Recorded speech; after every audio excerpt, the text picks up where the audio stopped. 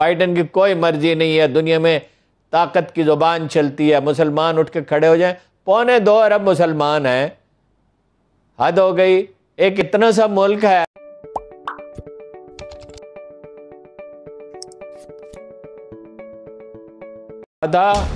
بحر تقسیم قبور انجمن ساختن، قبریں تقسیم کرنے کے لیے ایک انجمن بنائی گئی ہے۔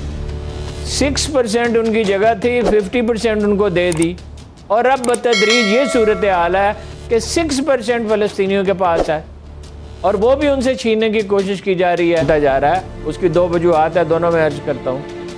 بات یہ ہے کہ وہ مشرقی یروشلم میں جرا کا جو علاقہ ہے، اس میں 150 گھروں کو نوٹس دے دی۔ یہ تو ہم نے 70-80 سال پہلے خریدے تھے، 70-80 سال پہلے خریدے تھے، اور امریکہ ان کی حمایت میں اٹھ کے کھڑا ہو گیا، اور فرانس نے تو یہاں تک کہہ دیا کہ ان کے خلاف یہ ریٹیلیٹ کر رہے ہیں۔ ریٹیلیٹ کیا وہ کر رہے ہیں؟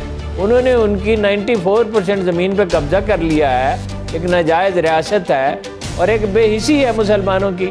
دو پہلو ہیں، ایک مسلمانوں کی بے حسی ہے، اور ایک مغرب کی ان کی پشت پناہی ہے، امریکہ کی مکمل پشت پناہی۔ آج کے آپ نے دیکھا قرارداد کیا امریکہ نے پیش کی، جس کا اس کا سوا کوئی نہ۔ ابھی یورپی یونین کا اجلاس ہونے والا ہے، اس میں بھی اسی طرح کی قرارداد پاس ہوئی۔ OIC میں اگر لوگ صرف اتنا کہہ دیتے ہیں کہ اسرائیل کے ساتھ تعلقات میں نظر ثانی کریں گے، تو آج ایک طوفان اٹھ کھڑا ہوتا۔ یورپ میں مظاہرے ہو رہے ہیں، اس وقت لندن میں مظاہرہ ہو رہا ہے، پیرس میں اگرچہ روک دیا گیا، واشنگٹن میں ہوا، اور جگہ پہ ہوا۔ کیا یہ شرم کی بات نہیں ہے کہ پاکستان میں اتنے مظاہرے بھی نہیں ہوئے؟ 20-20 25-25 آدمی آپس کی لڑائیوں میں لگے ہوئے ہیں۔ ادھر وہ بوڑھا آدمی 94 برس کا، اس نے ابھی فون کیا ہے عمران خان کو، مہاتیر محمد نے، یا اردوان نے بات کی ہے، یا جواد ظریف نے دورہ آسٹریلیا کا منسوخ کر دیا ہے، اس لیے کہ انہوں نے جھنڈا لہرایا تھا اسرائیل کا۔ آزادی خون سے خریدی جاتی ہے، جو قومیں خوفزدہ ہو جاتی ہیں۔ دیکھیے میں آپ کو ان کا کوئی انجام نہیں ہوتا۔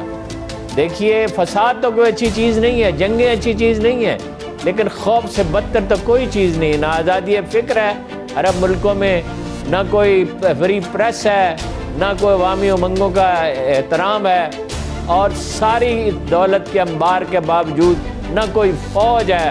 فوج کیا ہے؟ جو اسلحہ ہے اس کی مینٹیننس نہیں کر سکتے، وہاں تو پاکستانیوں کو جا کے اس اسلحے کی مینٹیننس کرنی پڑتی ہے۔ آپ اٹھ کے کھڑے کیوں نہیں ہوتے؟ یہ کیا قراردادیں ہو رہی ہیں جی؟ عمران خان نے مذمت کر دی، شاہ محمود نے مذمت کر دی۔ او بھائی کوئی کام کرو۔ رضوان نے کہا نا کہ مجھ پہ دباؤ ہے، ہمیں اٹھنا پڑے گا، ہمیں داخل ہونا پڑے گا۔ کام کیا کرنا پڑے گا ہارون صاحب؟ کام کیا کرنا پڑے گا؟ کیا لفظ ہوتا ہے؟ وہ کہتے ہیں ہمارے اختیار میں جو ہم نے کر دیا، آپ بتائیں کام کیا کرنا ہوگا مسلمانوں کو؟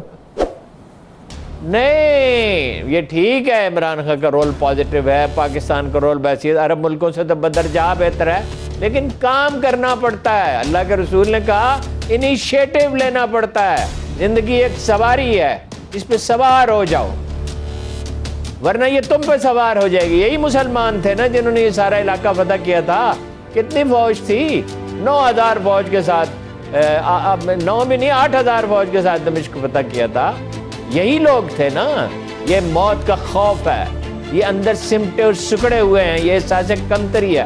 آج اگر یہ OIC میں کہہ دیا جاتا کہ ہم نظر ثانی کریں گے سفارتی تعلقات پر، تو ایک ہنگامہ کھڑا ہو جاتا۔ آپ مجھے بتائیے، کیا 50-50 ہزار کے جلوس جماعت اسلامی نہیں نکالتی ہے؟ آج ان کے جلوس میں کتنے لوگ تھے؟ عمران خان آج جائیں ترکی، اس سے بات کریں۔